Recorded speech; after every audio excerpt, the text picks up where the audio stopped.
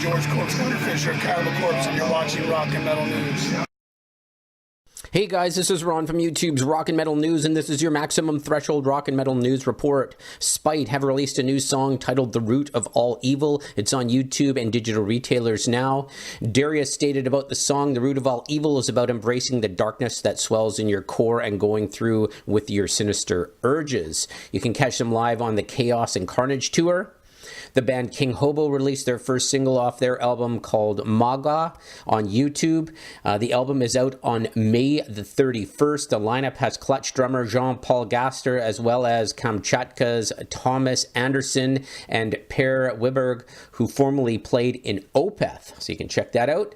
And Exodus released a live recording of the song No Love live at Day in the Dirt 1984. The song was performed by the Bonded by Blood lineup. In celebration of their 40 years, Exodus is proud to release the single No Love, so you can catch that now on YouTube or digital retailers. Continuing with your MaximumThreshold.net Rock and Metal News report, Rob Halford, he had an interview and with Do You Know Jack podcast, and they are not slowing down and writing for the next Judas Priest album, and he's writing right now with Glenn Tipton. He said, Glenn's back in the UK now making riffs and going through.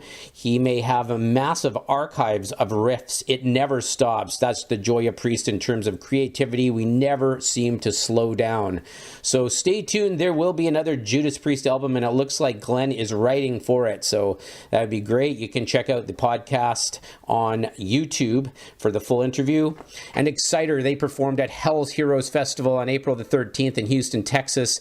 And some live video is now on YouTube. Exciter's lineup includes Daniel Decay, who replaced guitarist John Ricci. Exciter's last album was Death Machine, which had Ricci playing on it, and that as the last original member. That was out in October of 2010.